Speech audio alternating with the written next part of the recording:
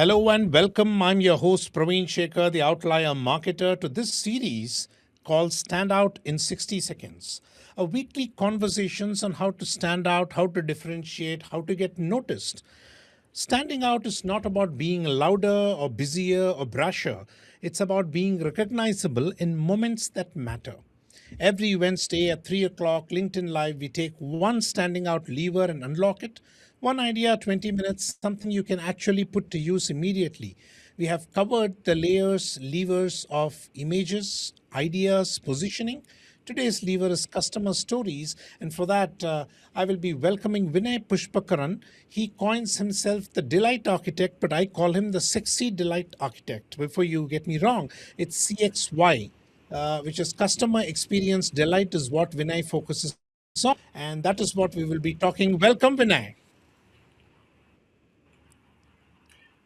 Hi, Praveen. Thank you very much. Standing out in 60 seconds. I love the title and I'm so looking forward to this conversation. Lovely. Let me start off with a little bit of a bouncer, what I call where most of the people are floundering the sea of sameness. Is it possible that many brands, Vinay, don't get talked about because honestly, there's nothing worth to speak about? I mean, you talk about customer delight. What's your take on this particular question? Is it possible? Why brands don't get talked about?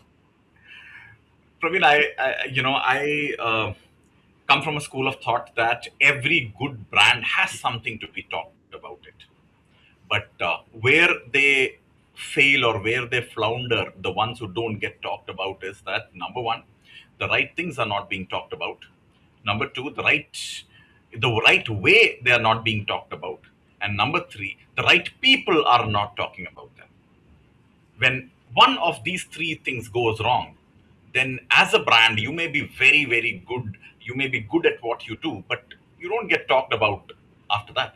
So I don't believe that there is a good brand that really has nothing to be talked about. No, I don't believe that. I feel that every good brand has a story to tell. Every good brand has something that can be talked about. But we get lazy, complacent, and just do a copy paste, and therefore don't strain our brain at all. We just do exactly what they are doing, but you also have to speak about me. How is that going to be possible? Praveen, in today's world, quality without visibility is like playing a blockbuster movie in an empty cinema hall. You may be the best product of the best expert in the market, but if you are not visible, if you are not being noticed and seen by the right set of people for the right set of reasons, then it comes crashing down. It really comes. You're going to be struggling in a market of the sea of sameness that we call it. You Yes. will be one among the sea. Ah, and it's so important for a brand to be spoken about. Well, both of us are in marketing. We deal with brands day in and day out and with several things. And you being a Malayali, when somebody asks me, what does Vinay do? The prandano. But the word sticks on. For the other people, a pranda is a monkey, isn't it, Vinay? But the name sticks, the moniker sticks, and then we continue to move on. But continuing on, Vinay, a lot of us obsess over branding logo, branding color, branding story. But why is a customer story far more dangerous or a far more powerful aspect that we all tend to neglect? By we, I mean entrepreneurs and leaders and brand custodians. Okay. Uh, I'd like to take one step back here. Back in the day, in the past, the brands that told stories worth listening, the brands that were out there visible in the market were the big ones, the multinationals, the big brands out there. But today it is a level playing field. Today, a small business owner in a small little town or a village in any country can build a brand and can be known across the world. So that's how it is. The entire market has been democratized in terms of branding, which means anybody can tell a story out there. Now what that leads to a very crowded market, which is crowded with stories floating around. Now I can shout from the rooftop that I am this absolutely amazing brand that will deliver you A, B, and C. And you will say that you are this amazing brand that can deliver D, E, and F. And like that, there are a million people doing the same thing. It is clutter. And who does the customer listen to? The customer says, okay, so you are amazing, and that's what you say. Wonderful. But if I say that, hey, you know what? Praveen is the guy that you should get into your organization if you really want to turn marketing on its head. Then suddenly the entire clutter quietens, and this word rises because I am someone, I'm saying, he came to my organization and this is how we were. He came in and this is how we turned out to be. Suddenly, you are that clutter breaking noise for the brand. So, and today's customer is a well aware, well informed, well read, knowledgeable customer out there. We can never take today's customer for granted. And when today's customer goes out and looks at products, looks at services, they don't look at what the brands are saying for themselves. They look at what the customers are saying for that brand. And when a customer is sharing a story that is worth sharing and saying, oh, wow, this is the difference that this person brought in my life, that is clutter breaking. And that is why customer stories are always more effective, deadly, and they have a higher resonance than brands sharing their brand stories. So, who says it's important and how they say it? And I'm continuing with what Ganesh Manchishwaran shared last week. He called it lived experiences. When a Yeah. customer has lived through your brand and likes it, and they will not stop talking about it. But on the converse, if they don't like even a little bit, the whole world will come to know about it. You and I know that if it's bad, people just go to town with it. But if it's really good, even then getting a testimonial out of a customer is like Yeah. pulling the tooth out in a dentist's chair. Um, Shifting tack to the next question, I have been accused of, and I plead guilty of being the nice guy. And most of the time, the niceness and the kindness is mistaken for weakness. And until my mentor, my coach pointed that out, that I need a harder shell outside to push things through. Why am I talking about it? The question is, have you seen brands mistake politeness and efficiency for a great experience and quietly become forgettable because of it?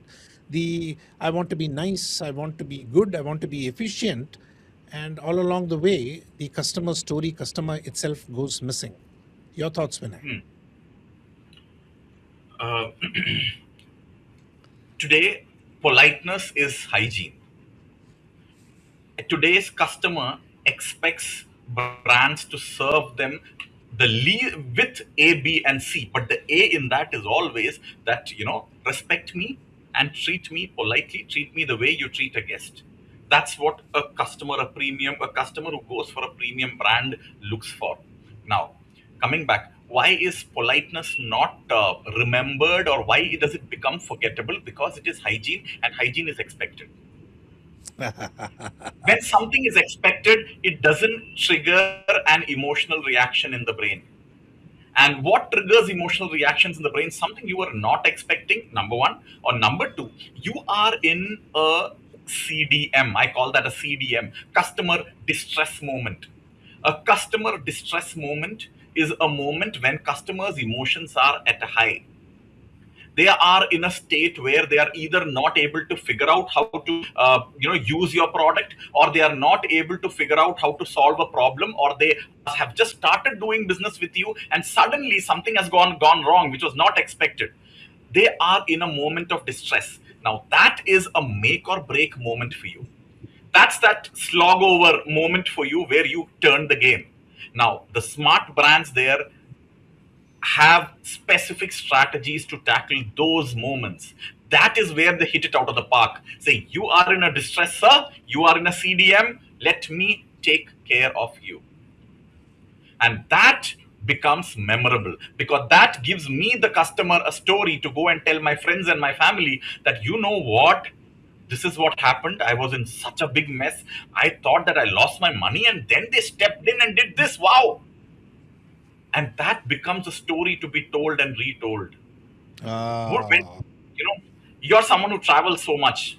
When you go to an airport, and you reach the airport 75 minutes before, comfortably before your takeoff time, and at the time of check-in they hand you your boarding pass. Do you remember that? Do you write about it? Do you tell, hey, I went in, I got my boarding pass? No, it's hygiene. They're supposed to give you a boarding pass. So that's not remembered. Today, hygiene is not remembered. It is not talked about. You got to make a mark in the moments where your customer faces a distress. You got to make a mark in moments where your customer is not expecting something. That is when a story is created, a story is born. Beautiful, beautiful. I'm going to give the example of Indigo. There's been a lot of Indigo bashing going on, but this is a positive comment that I went in to check in. Normally with Digiyatra, you don't, but it so happened that particular day I had baggage and I had to drop it in. And I try generally to strike up a conversation with the people sitting out there. And this gentleman pointed to the badge and said he cannot speak. And all the people that Indigo had employed for ushering people in to check in, they're all people with disabilities. That's why will I not talk about it? Because that's a significant part. That's a beautiful movement. In the continuing the same travel, my first experience with Virgin Atlantic when they were the in thing quite a long time ago. It was a transatlantic flight, and halfway through the flight you get bored. You want to do something. You're bored of the TV and all that, and all of a sudden they wheeled in ice cream at 30,000 feet, and I'm still talking about it, and I keep yearning about it, are all, well, it's not necessarily the distress moment as you put it, Vinay, but definitely it shakes the norm, it cuts the clutter, and makes people talk about it. Yeah, yes, absolutely. It's that moment of yearning. It's that moment when your emotions, you are not expecting it. You don't expect to be served an ice cream sundae when you're in a flight, but if that happens, that's a story that's born right out there. That'll find its Ah, place somewhere. right. But why do we ignore it? Everybody talks about customer. Customers are important. Customer is king, queen, etc. But to the leaders, these customer moments look operationally small, but these small moments decide reputations permanently. What are your thoughts, Vinay, as the delight architect? Uh, Three reasons, Praveen, here, if I can, offhand, I can think of. Number one is the mindset. Yes, everyone talks about the customer, and that yes, customer is king, customer is this, customer is that, customer is important. But unfortunately, a huge percentage still considers it lip service. Why? Because okay, I have to sell well, I have to close the deal, and I have to provide good service. Done, dusted. The end to end of the entire customer experience journey is not often considered a growth driver. And customer experience, customer delight, these are seen as nice to have. Oh yeah, it's nice to have, and it doesn't really contribute to revenue, but then it makes me look good. That is the mindset that needs to change. Customer experience today is not about your business looking good. It is about solid revenue. It is about profitability. And there are lots and lots of things to prove that. So that's the mindset part of it. The second part of it is tools. A lot of people do not possess the tools, or they don't do not think that there are tools that can connect a great customer moment into sales, or into revenue, or into referrals, into marketing impact, into brand impact. No, it's always seen that okay, this is a separate department, this is a separate division. So it gets siloed inside a small function, which is not.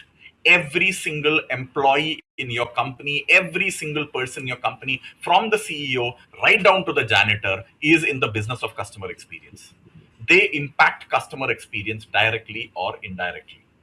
This is the second thing. But unfortunately, there are not enough tools to prove that, or they do not have access to tools to prove that. And number three, very importantly, customer experience is about looking beyond your set process manuals and your policy books. Now, the question that often comes up is, I'm the one who set all those policy books and process manuals. If I am telling my people that, okay, if you have to serve a customer, you should not think twice about looking beyond them. Am I not? Am I not going beyond? Am I not going back on what I put into place? Right. Makes absolute sense. And you've jumped across and answered the next question that I'm about to ask. But let me continue nevertheless, because you have mindset tools and metrics. Why do referral worthy experiences almost always cut the clutter and break some internal rule or metric that the powers that be are not happy to comply with? Process, efficiency. But if I need to create referral worthy experiences, I need to break the process, cut the clutter. Your thoughts, Vinay? Very simple thing. I've been doing a research on customers from the last almost 2 years. I've asked about 500 plus people, among a lot of other things, one question, and that's a question that I want to bring up here right now. When you go to shop something on online in a on a platform or somewhere, what is the once you found the product that you're looking for, what is the first thing that you look after that? Do you look at the discount? Do you look at the No, delivery time? no. I No. go straight to the reviews. You will first look at how many stars at 3.8. How many people have given that? 1K, 2K, or 15 people? 15 people, 4.5, not very convincing. 6K Yeah. people, 4.1, very convincing. The journey starts right there. Oh, The journey starts, I can tell you about the Gen Z kids in my house. They also look at how recent was that comment. yes, It should have happened in the last month or so before yes, the yes. decision that comes through. So it's that important. But do we track them? Is anybody tracking? Is there a loop into ROI? Into hey, this actually helps revenue. There is. And here I will again take the term that Ganesh mentioned about lived experiences. Today's customer trusts one lived experience more than 10 brand ambassador voices, or 10 founder voices, or 10 company representative voices, or social media voices. One customer voice is stronger than 10 of that, because that customer voice is being seen as a lived experience. And then Ah, they're saying okay, and in fact I also agree with what the Gen Z in your house is checking, that how recent is that. Because what if all the good comments were 3 years back? After three, in the last 3 years, no good comments, which means that they might have been good at one point of time. They are not really doing that well now, especially when it comes to hotels, when it comes to the hospitality industry. Recency is as important as the rating. Both the R's are important, rating and recency. Both are equally important there. So, yes, and that is where the customer voice is so clutter breaking, because it's a lived experience being shared. It's a lived experience that builds trust. absolutely, which is also a reason, with all the topical things going on, that I trust my friend and his judgment whether to watch a movie or not, and not a random online, yet another movie reviewer or commenter who, in my opinion, is biased and whatever base. So it also depends on who has that lived experience. Has that person built the trust, and how do we take it through? The next question here, Vinay, is as a marketer, as a leader, I think I'm doing a good job. I know I'm focusing on providing value, but customers are not voluntarily talking about it. Should I assume the experience is mediocre, or should I go ahead and do something else here? Okay, I have a different thought, but before that, you mentioned about friends whose recommendations you take on movies. I know for reasons of confidentiality, you are not saying that the friend is in here, uh, but then I do get that. I do. You're on a live show, so I can't share all this. Okay, great.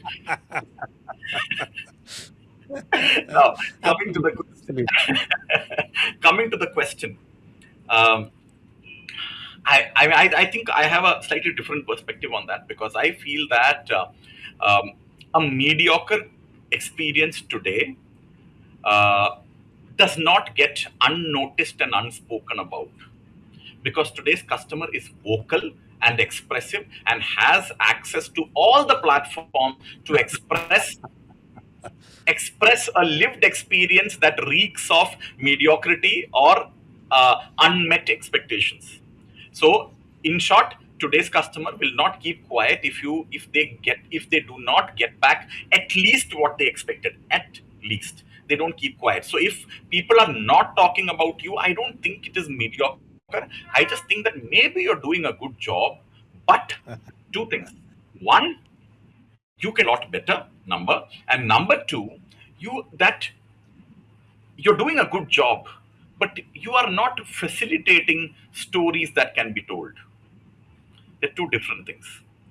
So if there is silence about me, then in one term, yes, which means okay, my product or my service is doing a decent job, no doubt about it. But one, it is not creating wow. Two, it is not creating a story that can be told, which means it could lack a human edge to that. It could lack an element that connects the end to end. That maybe at the beginning of the service I may not be very pleasant, I may not be, but maybe at the end what you expected you got, which means all the touch points of the customer experience journey are not being fulfilled. In those cases, customers refrain from commenting because, okay, they may not be happy about a few phases, but they are happy with the overall outcome. They say, okay, theek hai, chhod dete hain, let's leave it. I mean, we might come back and do business again later. So that these two things matter a lot. Beautiful. One last question before I let you off. What is the one truth about customer experience that leaders resist because it takes the control away from them? Leaders want to be in control. What's that one truth in your experience as the Delight architect, architecting CX customer experience across industries? Today's market, customer experience is a growth driver. It is not a nice to have thing, it's a growth driver. This is the first fact that I want to start with. And what is that one truth? The one truth is that to build a great customer experience that can drive growth for you as a brand, as a company, you cannot do it alone. It's a team game. It's an organizational strategy that has to be translated into action, which means right from the CEO down to the janitor, everybody has to be customer centric in their focus. They need to be trained, they need to be in sync, they need to have customer intelligence or customer understanding, they need to understand how the customer thinks, and they have to work together as one body. They can't work in silos. The walls have to come crashing down. Everybody has to work together as one team. And then is when the magic is seen. Not by you. You won't see the magic. The customer will see the magic. The customer will see the Beautiful. magic. This is the truth. This is the one truth that can transform, rather than putting customer experience as a nice, lofty, ambitious goal that I want to achieve. It's something that boils down to how your entire organization thinks, acts, responds, and serves. Brilliant. Thank you, Vinay. I still take my notes the old school way, especially the punchlines that you're giving. The right things, the right way with the right people. Be the clutter breaker. Focus on lived experiences. Politeness today is just the basic hygiene. CDM, customer distress moment. Be there, make a mark in that particular moment for you to stand. Customer service is still lip sync, basic hygiene. End to end is not considered a growth driver from CX. It is a contributor to revenue and brand building. So we will need to focus on mindset tools, looking beyond set metrics, lived experiences greater than 10 brand ambassadors talking about you. Ratings are important, so is recency. And well, we've got to do better to create wow. And two, facilitate stories to be told across all touch points. CX is a team game, a team game, a team game. It's not just the leader's bastion all through. So that's what we have for you, ladies and gentlemen. Vinay Pushpakaran is very active on LinkedIn and across social media. Any questions you have specific to customer experience, delight architecture, and standing out, over to Vinay. Thank you very much for being our guest today. Thank you, Praveen. It was a fantastic conversation. Absolutely loved it. And you just beat Otter at its game with those notes, old school way. Lovely. And to all the lovely audience, thank you for being here. You can watch it live, the recording again on LinkedIn or on the YouTube channel as well. Thank you very much. Till we see you again next Wednesday at 3 o'clock. Have a super week ahead.